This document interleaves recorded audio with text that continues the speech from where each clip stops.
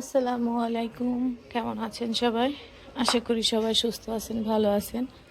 আলহামদুলিল্লাহ, আল্লাহর অশেষ রহমতে আমি আমার পরিবার ভালো আছি। তো বাসায় আসলাম, এসে প্রথমে চলে আসলাম ওয়াশিং মেশিনে, দেখতেছিলাম যে কাপড় দিয়ে গেছিলাম।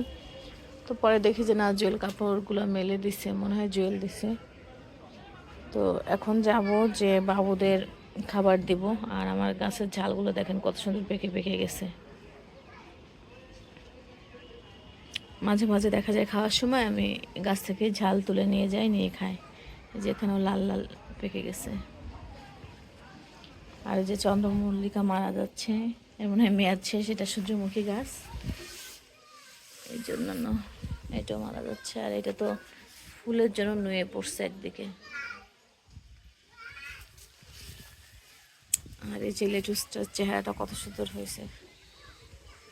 যে স্ট্রবেরি, স্ট্রবেরি মনে হয় ফল বের হবে।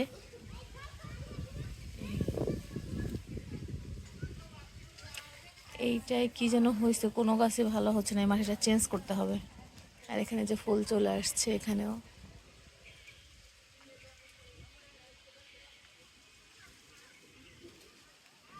আর আমার কিন্তু টমেটো গাছও টমেটো ধরছে, এই যে।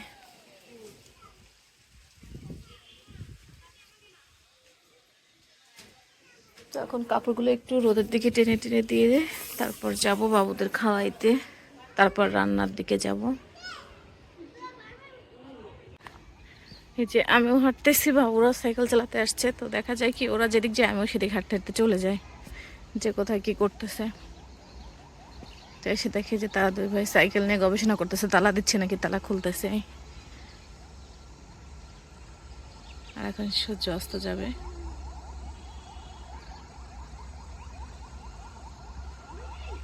আসো আসো, চলে আসো।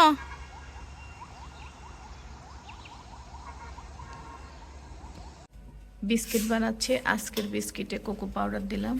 তো আজকের সন্ধ্যার নাস্তা হবে বিস্কিট আর পেঁয়াজু। তো এই যে হচ্ছে, প্লেট করছে 7:15 বাজে, তার মধ্যে প্রায় টাইমে এই টাইমের মধ্যে খাওয়াটা হয়। রাখছে এই যে। একজন ভাড়াটিয়া নেমে গেলে যে এত ময়লা থাকে ঘরে, মানে যত ঝাড় দিচ্ছি পরিষ্কার করছি ততই ময়লা বের হচ্ছে। এই ময়লা যেন আর শেষ নাই। মানে কীভাবে যে নোংরা করছে, এতবার পরিষ্কার করলাম তারপরেও এত ময়লা। আর বাকি আছে শুধুমাত্র রান্নাঘরটা পরিষ্কার করতে। এই যে রান্নাঘরটা পরিষ্কার করে রং করতে হবে। কি অবস্থা যে করছে। তো উপরের ময়লাগুলো এখনো পরিষ্কার করা হয়নি। তখন বাকি শুধু এই রান্নাঘরটা পরিষ্কার করতে।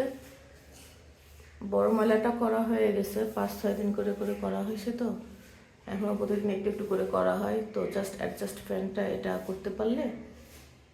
আর রান্নাঘরে এখনও হালকা হালকা, এই যে হালকা বলা যাবে না, এই যে কত জঘন্য ময়লা করে রেখে গেছে। তো এটা করতে পারলেই তারপর কাজটা কিছুটা কমবে।